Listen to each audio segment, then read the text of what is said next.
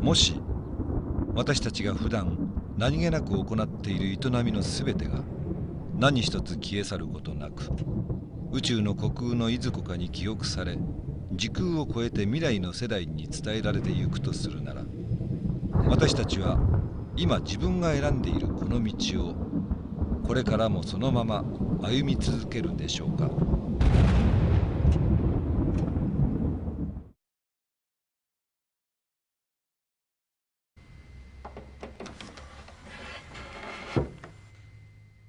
This piano used to belong to Bartók and to his wife. It's a wonderful piano, it's beautifully kept, because somehow the spirit of Bartók is in the instrument.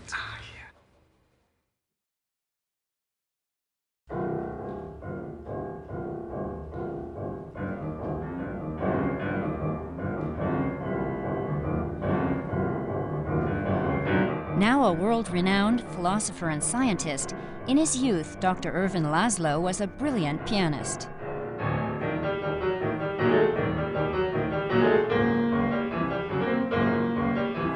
At the age of 5, his first recital. At 7, he was admitted to the Franz Liszt Academy. At 9, he performed with the Budapest Philharmonic.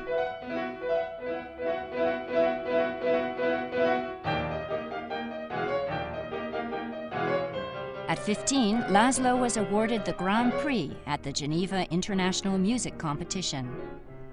On his first trip to the United States, he caused a great stir as a child prodigy.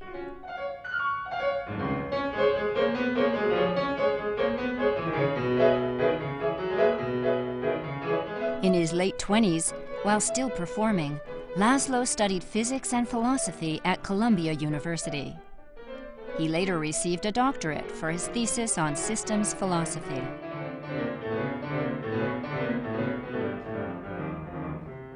A major turning point in the life of this popular pianist came in 1961, following a concert he gave at The Hague in Holland.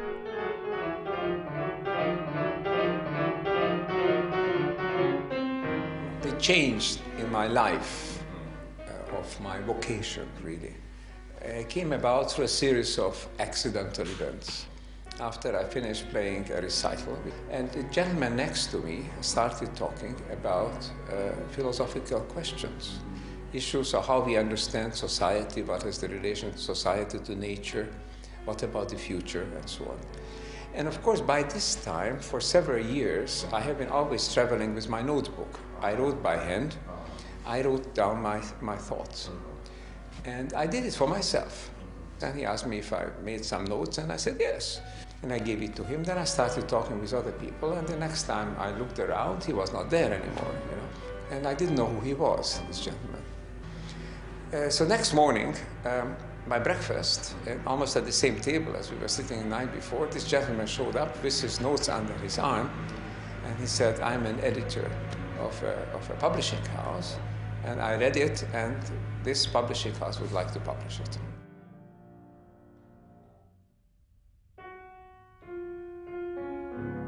The book, Essential Society, was well received, and he was invited to lecture at universities and research facilities around the world.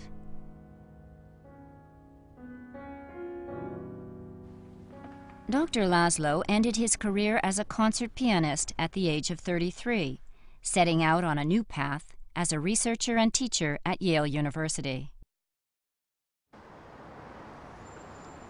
Dr. Laszlo gained fame for exploring new territory. He focused on the evolution of our minds and spirits, and on the existence of invisible forces that connect the natural world. With a deep understanding of science, he published one novel theory after another. In the 1970s, he contributed to the Club of Rome report.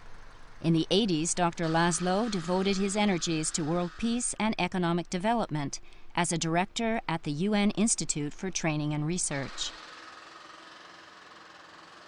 In 1993, Dr. Laszlo founded the Club of Budapest, made up of leading intellectuals from around the world. The club has more than 50 honorary members, artists, scientists, and religious leaders, including 7 recipients of the Nobel Peace Prize.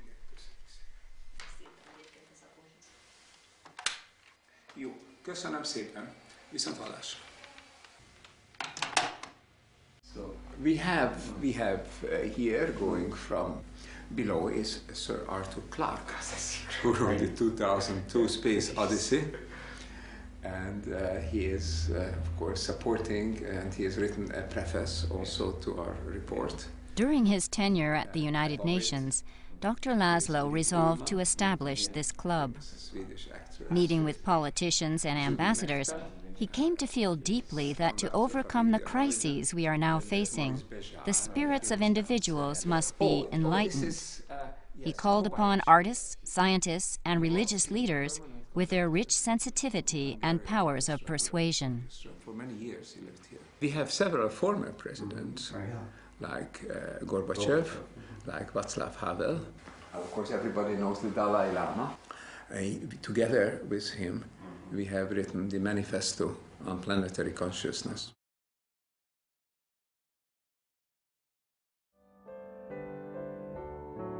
The key to our future is the recognition by individuals that they have the power to change.